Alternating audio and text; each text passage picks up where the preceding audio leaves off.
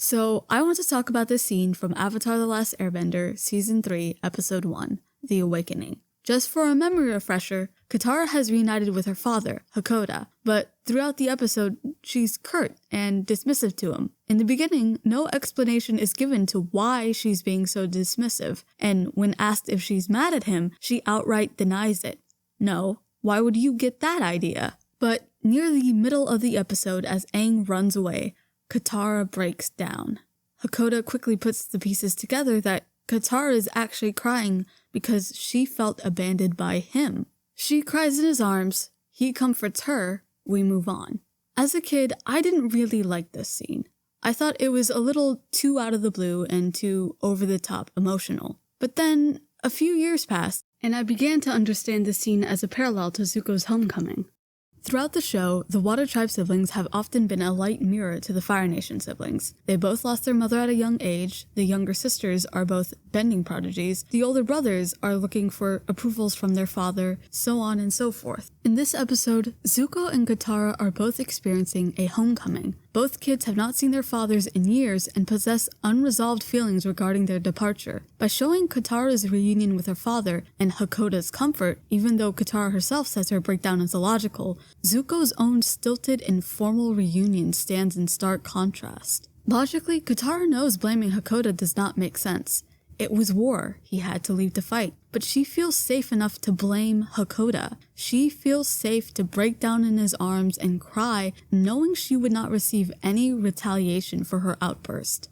Contrast that with Zuko, who, by all accounts, should blame his father for his scar. Instead, he never does. And when he has his reunion with Fire Lord Ozai, his guard is perpetually up. He knows from first-hand experience that one wrong move will result in punishment, and is desperately trying to avoid it by acting like the perfect son.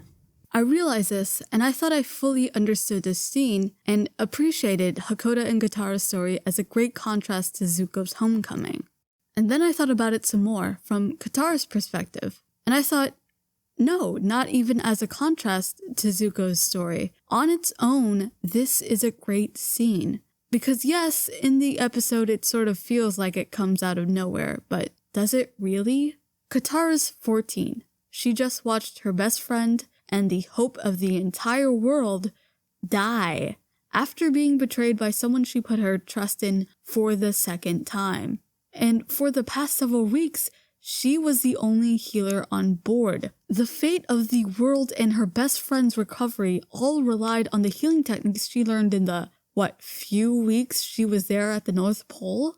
So obviously she's very stressed. Add into the mix unresolved tension for Hakoda's leaving, and it was bound to boil over. And that's another thing, the core of the issue, as it were. Why did Hakoda and the other men leave for war? So for a long time, I would revisit Avatar episodes silly-willy. I'd remember a favorite episode, put it on, and skip around. And from that skipping around, I realized my timeline was screwed. For a long time, I thought Hakoda and the men went to war a little after Kaya died, in retaliation. But recently, I've rewatched the series from the beginning and realized it's actually stated in the pilot episode's opening. 2 years ago, our father and the rest of the men of our tribe left to fight the war. 2 years ago.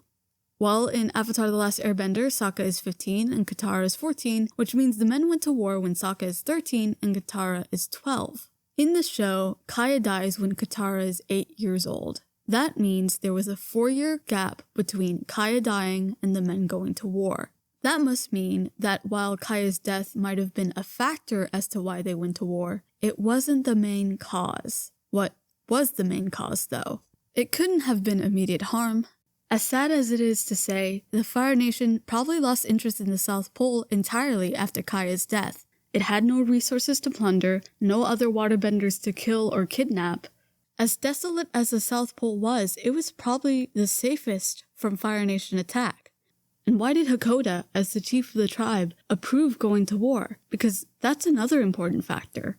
Any ultimate execution of when, how, and why they would go to war would be up to him. Their departure would have been planned by him. So why did he decide they should go to war 4 years after the last attack, when the South Pole was arguably at its safest and their numbers weren't anything to brag about?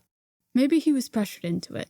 Maybe his fellow tribesmen thought it would be good to go to war and urged him to go along. Maybe some Earth Navy ships begged for their help, and he thought to reject them would be to reject his responsibility as the chief.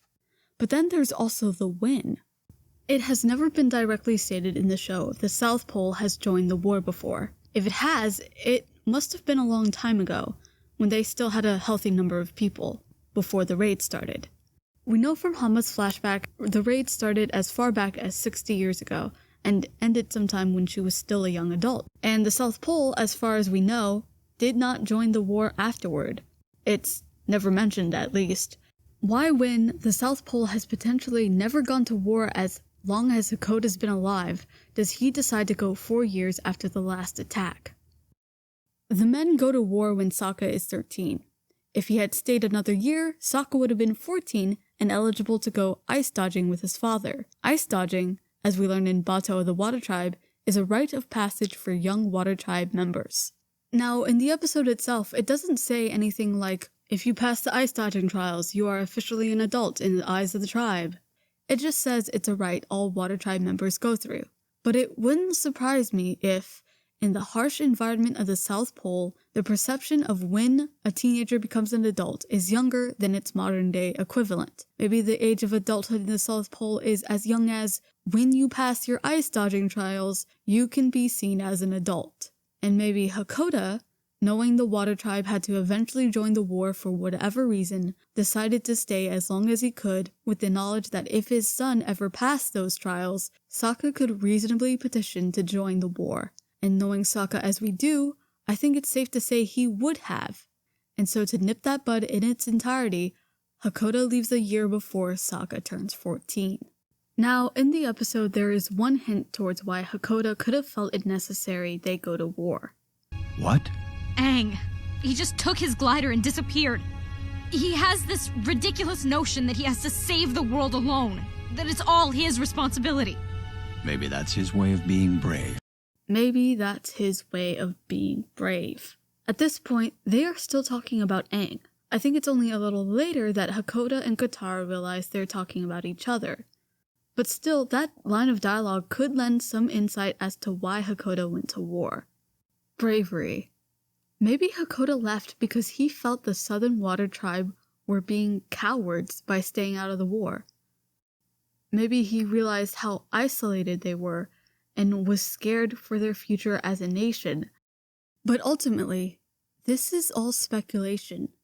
We don't know why Hakoda chose for the Water Tribe to go to war, and I think that's perfect because in that way, we are all Katara.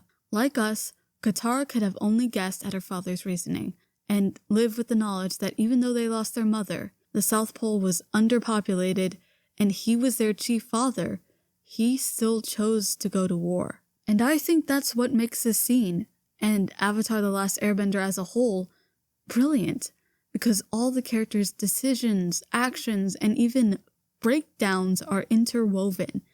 And if you think about it a little more, you can find yourself in those characters' shoes completely.